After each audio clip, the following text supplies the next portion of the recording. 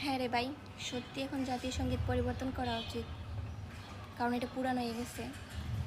আপনাদের তো এখন বিবেক জাগছে, বিবেক কাজ করে, আবেগ কাজ করে না। ভাই আমাদের আবেগ কাজ করে, আমাদের বিবেক নাই, ঠিক আছে? আপনারা সব বর্জন করতেছেন, সব পরিবর্তন করতেছেন, জাতীয় সঙ্গীত পরিবর্তন করবেন না কেন? করে ফেলান, করে ফেলান, সাথে সাথে আরও অনেক পরিবর্তন করেন। আপনাদের এই যে জাতীয় কবি আছে, এটাও পরিবর্তন করে ফেলান, কারণ তার জন্ম তো হচ্ছে ভারতের পশ্চিমবঙ্গে, সে তো শুধু আমাদের একাদের জাতীয় কবি না, তারেও পরিবর্তন করে ফেলাইন। তার পাশাপাশি বাংলাদেশের যে পতাকা আছে না, এটারও কিছু পরিবর্তন আইনেন, ঠিক আছে? এর যে নকশা করছিল তিনি তো হচ্ছে শিবনারায়ণ দাস, এটাও পরিবর্তন করেন পারলে। তারপরে হচ্ছে আপনারা 12 মাসের নাম, 7 দিনের নাম, এগুলো পরিবর্তন করেন, কারণ এগুলো হচ্ছে ভারতের ওই যে জ্যোতির্বিদ আছে না, জ্যোতির্বিদরা বিভিন্ন দেবদেবতা তথা হচ্ছে বিভিন্ন গ্রহের নাম অনুসারে করছিল, তো এগুলো পরিবর্তন করেন, ঠিক আছে?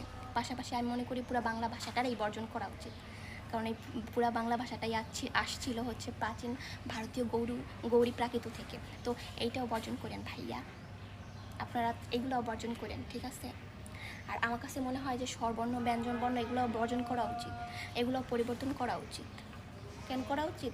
এগুলো তো হচ্ছে প্রবর্তন করছিল ঈশ্বরচন্দ্র বিদ্যাসাগর, এগুলো পরিবর্তন করেন, ঠিক আছে? পাশাপাশি ফুল ফল পাখি জাতীয় যা যা আছে সব পরিবর্তন করে কুত্তা কাউয়া দুধটা কুলা এই টাইপের দিন, ঠিক আছে? তাহলে ঠিকঠাক হইব। আর আপনি মানে এখানে আবেগের বিবেকের দেখাইতে আসছেন, আপনার বিবেক আপনার পকেটে রাখেন, আমার দেখাইতে না। আমার আবেগ আছে ভাই, বিবেক নেই। অনেকগুলা নেয়া কয় যে জাতীয় সঙ্গীত পরিবর্তন করা উচিত, এখানে কোনো শহীদদের নাম উল্লেখ করা নাই। আরে ভাই, তারা ভাষার জন্য যুদ্ধ করছে, তারা বাংলা ভাষার জন্য যুদ্ধ করছে, আমার সোনার বাংলা, এর থেকে মেন কী আছে বোঝেন? কোনো শুধু তো হচ্ছে ওই যে সারাংশ পড়ছেন, সার সংক্ষিপ্ত আর কখনোই করেন নাই। তারপর হচ্ছে অনেকগুলো নেয়া কয় যে মাগো কি যেন কয়, তোমার আকাশ তোমার বাতাস আমার প্রাণে বাজায় বাসি, এখানে নাকি মানে হচ্ছে সেরকম না কি জানি করা হয়েছে পাপ হয়, ওই লেখা অনেকগুলো তো সব আল্লাহর। আরে ভাই, যখন খাবার খান বা কোনো কিছু পড়েন তখন কি আল্লাহ নাম লেগে খান পড়েন? আল্লাহ তোমার নামে খাইতাছি, তোমার নামে পড়তাছি, মানুষ শুনাই কন?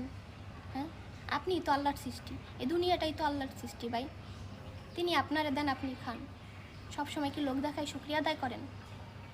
আপনারা পারেনও বটে ভাই, আপনাদের সাথে কত তর্কে জিন্দিগিতেও পারবো না, বুঝেন কম, চিল্লান বেশি। আপনারা বুঝাইতে আসেন, আপনাদের সাথে তর্কে যাওয়া মানেই হচ্ছে বিভিন্ন ধরনের বাজে বাজে গালি খাওয়া, কারণ আপনারা গালি ছাড়া আর কিচ্ছু দিতে পারেন না।